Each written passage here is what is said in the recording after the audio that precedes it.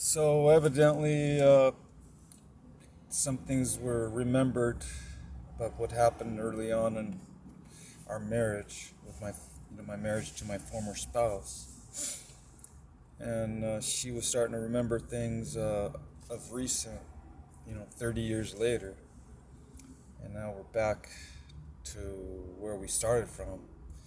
Some animosity and some bitterness and some, you know, she doesn't want to talk to me anymore, she said. And we didn't really speak to each other too much, except for when I wanted to make visitation arrangements with my son when he was younger. But now he's 30. Now he's almost 30 years old. So he's a big boy now. He's more than a big boy. He's a man, middle-aged man.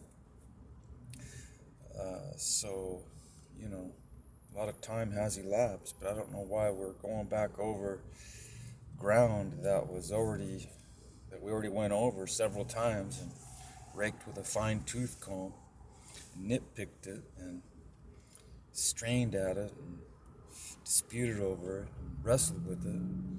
We had moved on, I thought, because just about from about 20 years ago to just recently, we were getting along great.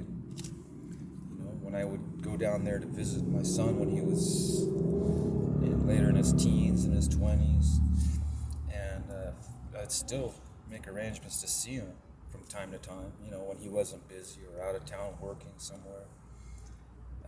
And we were getting along. His mom even gave me a big hug and said, "How are you doing?" I said, "I'm doing fine."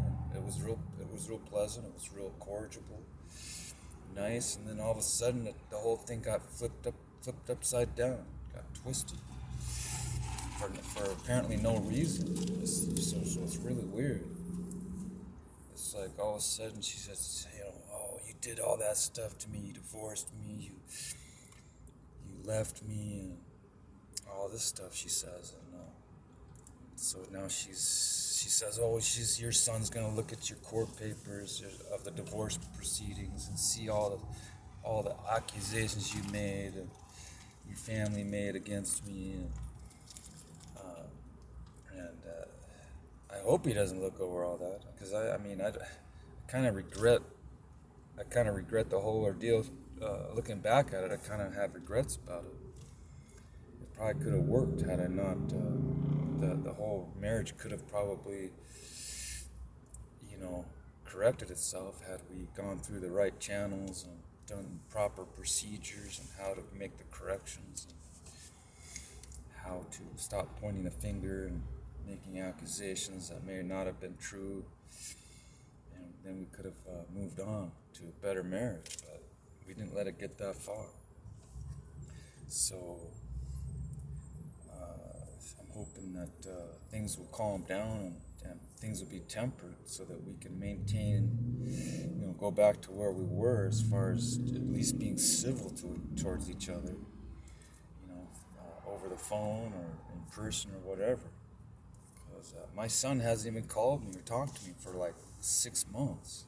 6 months. And we used to talk to each other all the time, text each other, and